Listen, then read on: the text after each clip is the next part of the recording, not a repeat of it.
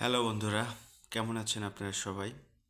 তো আজকে আমাদের দেশের যেই নতুন দল হয়েছে এনসিপি, তো এনসিপির যেই এখন বর্তমান বড় কর্তা নাহিদ ইসলাম, তো নাহিদ ইসলাম যখন ইস্তফা দেয়, তো তার ব্যাংক অ্যাকাউন্টে দেখাইছিল 25,000 কি 30,000 টাকা, আর বিকাশ অ্যাকাউন্টে দেখাইছিল 10,000 টাকা। এই মোট হচ্ছে 40,000 কি 45,000 টাকা।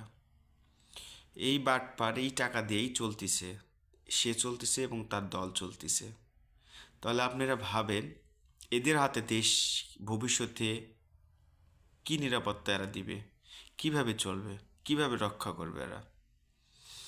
যারা এই যে ব্যাংক অ্যাকাউন্টে এটাই দেখায়, আবার তারা তাদের দল চালায়, সে একজন দলের লিডার। তো সেই রকম একটা বাটপার, ঠিক আছে, কিভাবে একটা দল চালায় চিন্তা করেন। এই 45-50 হাজার টাকা কি এতদিনে শেষ হয় নাই? শেষ হয়েছে?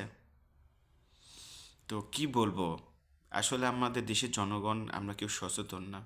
যদি আজকে সচেতন হতাম, তাহলে এই ধরনের বাটপার কখনোই হতো না। একদল গেছে, মানে মানে কি বলবো, একটা গেছে আর একটা আইছে, একটা গেছে সাপ আর একটা আইছে মনে করেন বাঘ, খালি খাবে আর দুই হাতে নেবে। এরা লক্ষ লক্ষ কোটি কোটি টাকা পাচার করছে এই অল্প কিছু দিনের মধ্যে। এত পরিমাণ টাকা এরা পাচার করছে, যা বলারও বাইরে।